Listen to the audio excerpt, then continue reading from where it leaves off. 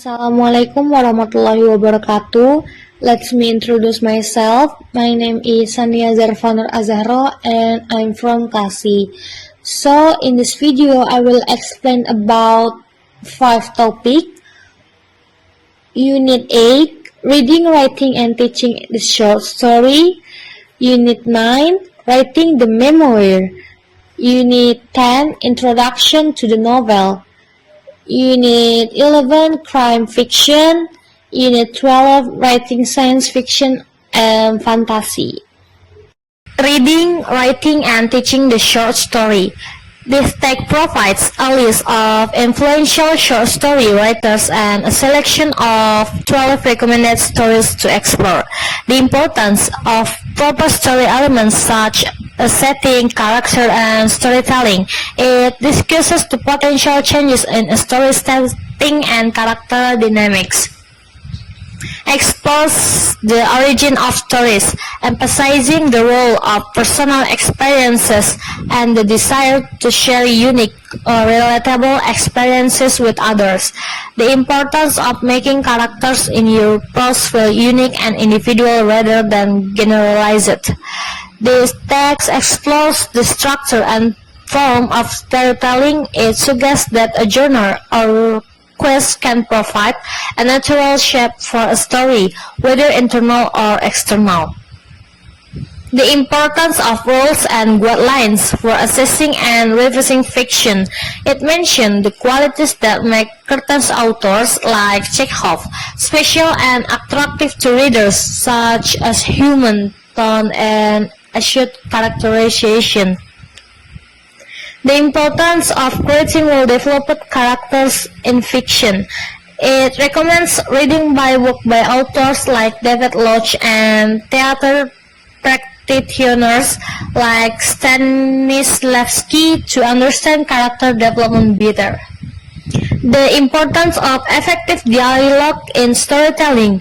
It uses the analogy of an iceberg, where the visible dialogue should only hint at the deeper, hidden layers of meaning and action.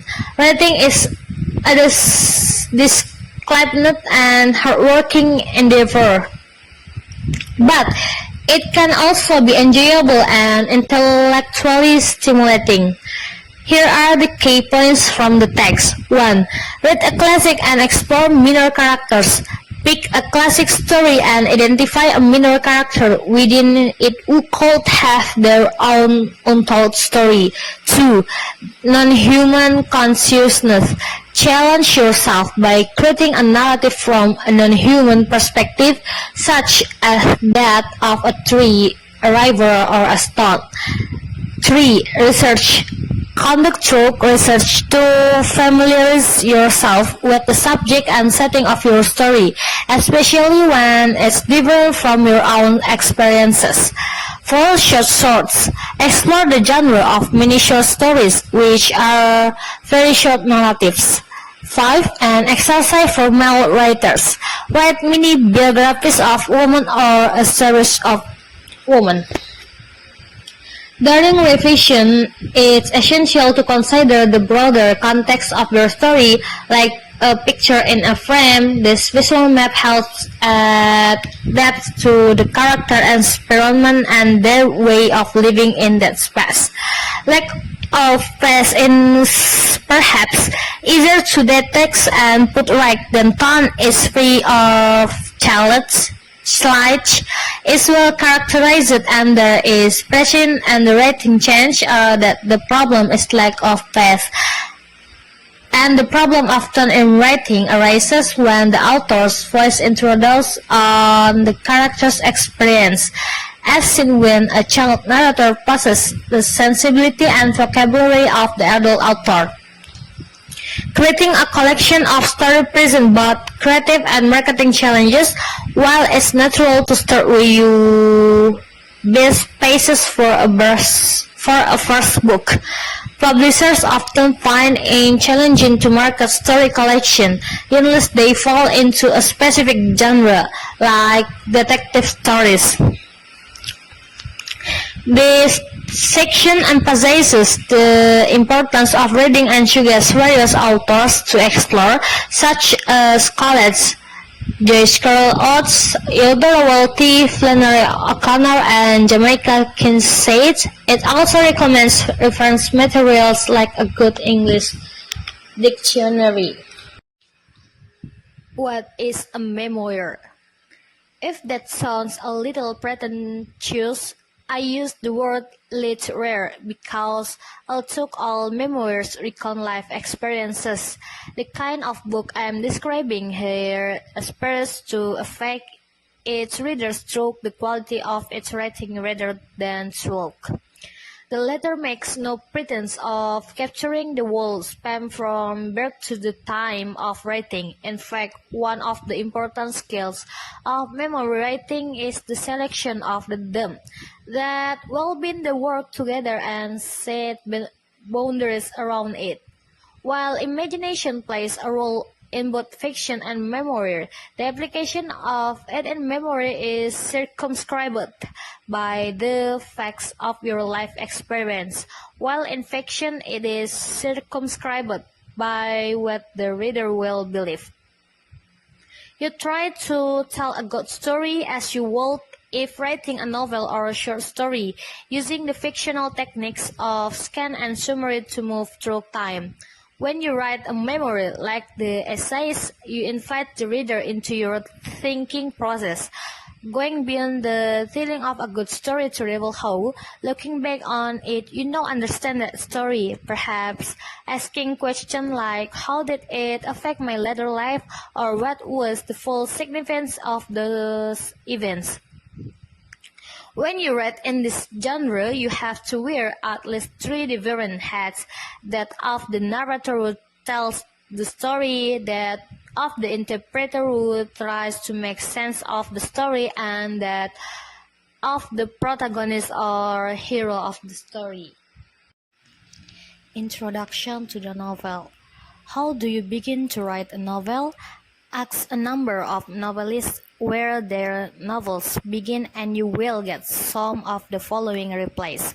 They begin with an idea, a feeling, an image, a mood, a face, a place, a plot, a dream, an autobiographical experience, an item in the news, a story from history, family, friends, Shakespeare, the Bible, myth or fairy tale, or more probably, a mixture of several of these. What this adds up to is that anything can be the starting point for a novel. Characterization. Fictional characters are often partly based on real people known to the writer, or on aspects of several different people run together into one fictional character. But creating a character in fiction is rather like acting. The writer needs to enter imaginatively in that character's head, see as he sees, think as he thinks, feel as he feels. Creating a convincing character is often about pushing an aspect of your own personality to an extreme. Most writers are not murderers, but to write about a murderer, you need to be able to imagine inhabiting a murderer's cult, understanding and believing in the motives that prompt him, embracing the contradiction and confusion he feels. You need to know your characters well enough to sympathize with them.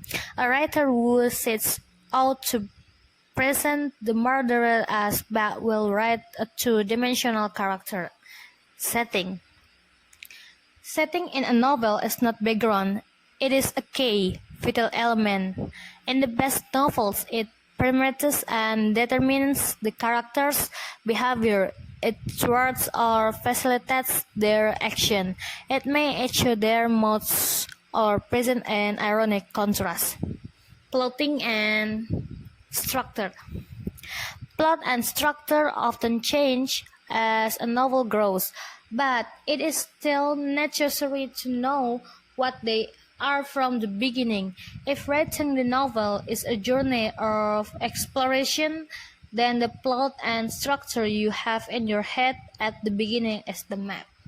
Crime fiction. What follows in this chapter contains practical information for crime writers and teachers of crime fiction writing with the emphasis on narrative. Thrillers, whodunits, mysteries, police procedurals, all of these subgenres come under the umbrella term of crime novel, and many of them share similar features. But the crime novel has moved a long way from the traditional detective story. One of the most effective exercises to get any crime writer started is to describe in 10 sentences a character in action, a crime or with the consequence of a crime. First person, second and third person all have their advantages and disadvantages, and there is not the space to go into them here other than to say that detective fiction has traditionally been written in first person. The second person is rare in crime fiction and works best when drawing the reader into the subworld of the mental institution, jail or detention center. The third person objective, where the narrator refrains from entering any character's mind, can be a strangely unsettling choice in crime fiction. A writer like James Ellroy has an unique voice in crime writing. Frenetic tension on every page is perhaps the best piece of advice a teacher can give the writer of crime fiction, but it is easier said than done. There are a handful of crime writers who can do humor well: Carl Higgins, Elmore Leonard, Sean Maloney, to mention a few, yet even the wit of the best crime writers such as Chandler fades with the years. That is not to say crime writers can write a great story and do it with style. In the end, a crime writer needs to do a lot of things, while characters, plot, dialogue, tension, and suspense.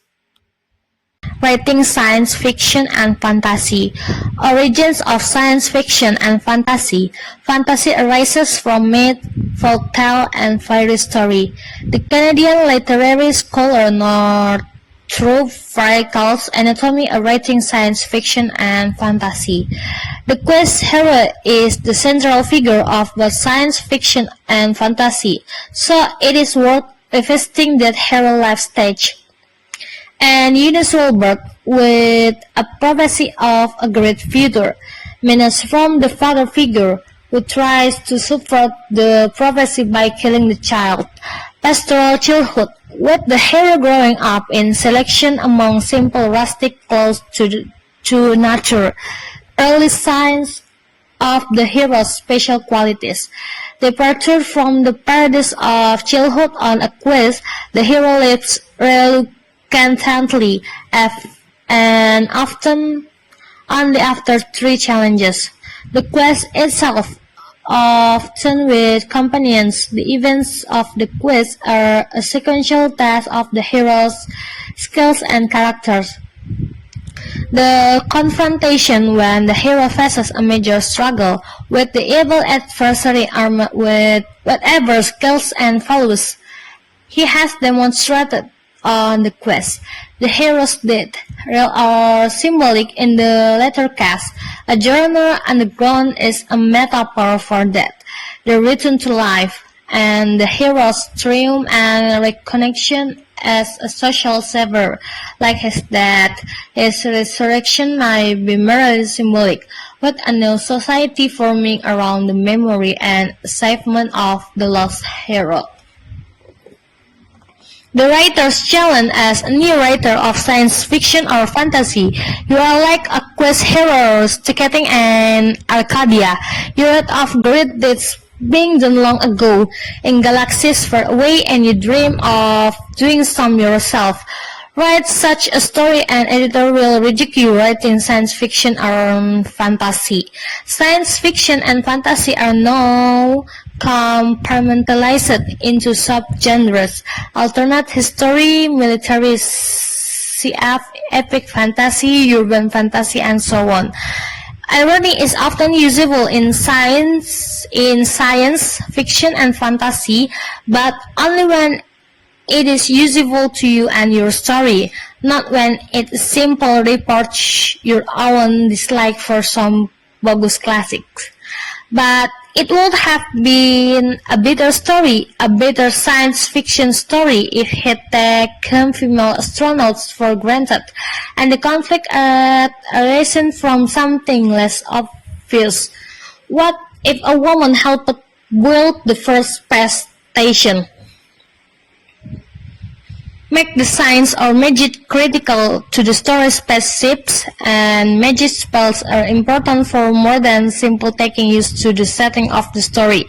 Here's way to get into a character's soul. Write a first-person account by the character, describing the worst thing that ever happened to them. Build your backstory. The story should begin at the moment when it becomes inevitable, when something happens to your protagonist that focuses him or her out into a hostile world. Keep your characters in constant trouble. Stress reveals character, but different challenges will reveal different aspects of the characters. Is writing science fiction and fantasy worth it?